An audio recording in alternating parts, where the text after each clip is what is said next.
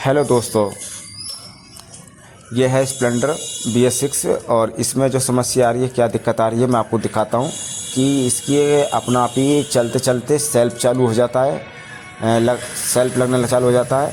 और इसमें जो प्रॉब्लम आ रही है, एक प्रॉब्लम और आ रही है कि इसके इंडिकेटर नहीं चल रहे, कि अपनी मर्ज़ी से चालू हो जाते हैं, अपनी मर्ज़ी से बंद हो जाते हैं। और हॉर्न भी अपनी मर्ज़ी से चलता है, अपनी मर्ज़ी से बंद हो जाता है।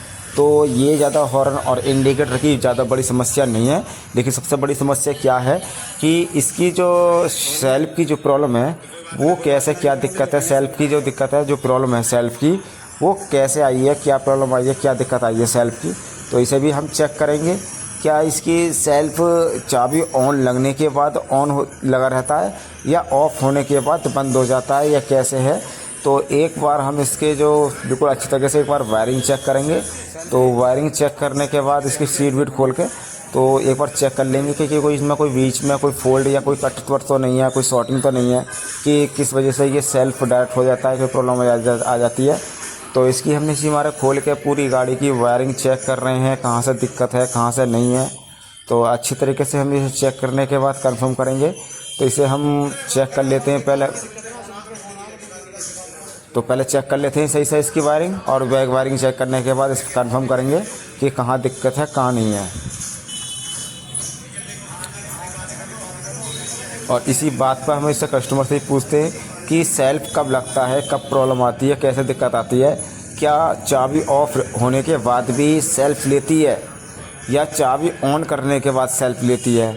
तो इस बात पर हम बिल्कुल कस्टमर से बिल्कुल मालूम करेंगे कि सेल्फ किस तरीके से ले रही है। लेकिन सबसे पहले हम इसकी वायरिंग चेक कर लेते हैं कि कस्टमर आया है और बहुत उम्मीद से आया है, क्योंकि ये कस्टमर ज़्यादा परेशान हो गया था, बहुत ज़्यादा, और ये जिग चुका था हमारे और पर काम करवा के, क्योंकि कई इसने मैकेनिक बदल दिए।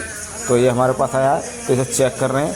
क्योंकि एक शिकायत और थी इसकी कि इसका एक बार फ्यूज उड़ गया, लेकिन एक बार ही उड़ा था, कोई दिक्कत नहीं है, चेक कर लेंगे आसानी से, तसल्ली से इसे। और ऐसी कोई प्रॉब्लम आई, ज़रूरी नहीं है कि हर किसी की दिक्कत आए गाड़ी में, लेकिन बहुत से लोग ये BS6 जो गाड़ी होती है इनमें ही ज़्यादा समस्या आती है, क्योंकि जो इनकी जो इंजन की जो पावर है वो बहुत ज़्यादा है। क्योंकि जो इसके जो सेल्फ की जो मैग्नेट कॉइल होती है, इसमें तो सापट जो होती है, वो इतना आर्मेचर इतना हल्का दिया है कि वो हीट भी होकर ख़राब हो जाता है। और जो BS4 का जो आर्मेचर था वो इतना सैड था, बढ़िया था, उसमें कोई दिक्कत नहीं आती थी। क्योंकि BS6 और BS4 के जो सापट के जो आर्मेचर के वायर हैं कॉपर के, उनमें ज़मीन आसमान का फ़र्क है।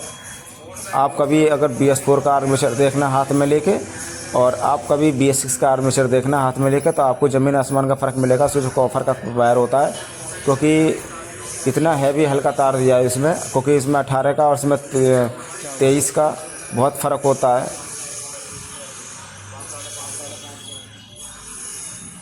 क्योंकि 16-17 के तार में और 22-23 के में तार में बहुत फ़र्क हो जाता है, तो इसीलिए ये दिक्कत आती है। और इसे लेकिन हम इसे फिर भी इसे गाड़ी को हम पूरी तरह से चेक कर रहे हैं। इसकी हेडलाइट खोल के भी चेक करेंगे, कोई और दिक्कत, कोई प्रॉब्लम तो नहीं है। तो वीडियो में जुड़े रहें, बने रहें।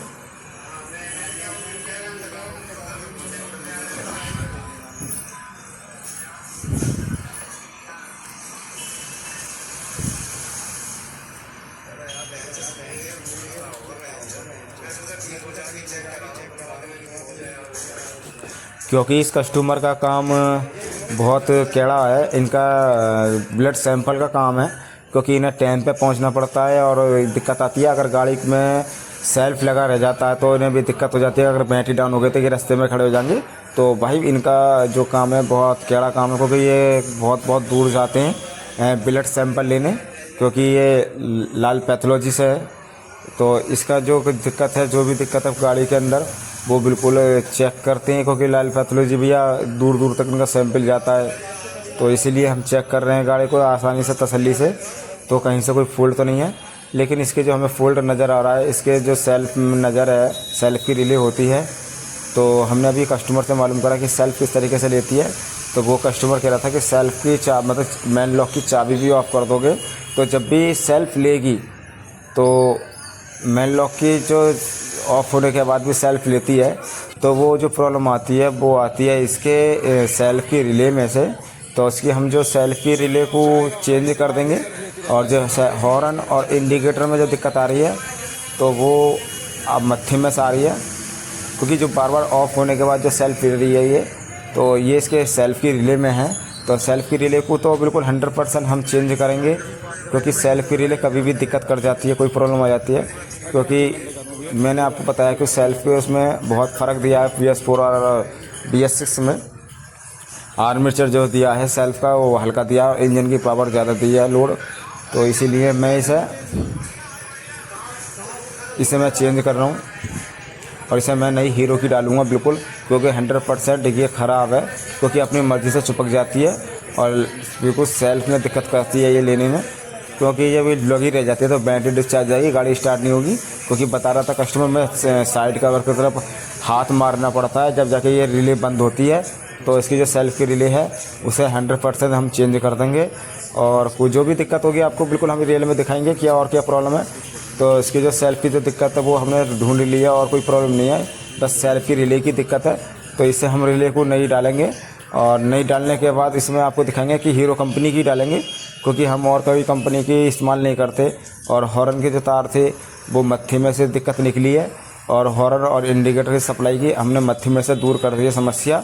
तो इसकी जो समस्या थी वो हल्की हमने अंदर से समस्या थी वो हमने सॉल्व करती, कोई लूजिंग थी अंदर। और जिसमें आई है हीरो की रिले, जिसकी MRP है 154, और इनको पड़ी होगी कम से कम 145 या 140 रुपये की। तो इसे हम नई डाल रहे हैं, और इसमें नई डाल रहे हैं रिले, और नई रिले लगाने के बाद इसमें समस्या ख़त्म हो जाएगी।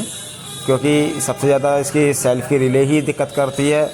अगर चाबी ऑफ होने के बाद आपकी गाड़ी सेल्फ लेती है तो आप उसकी सेल्फ की रिले को चेंज कर दें।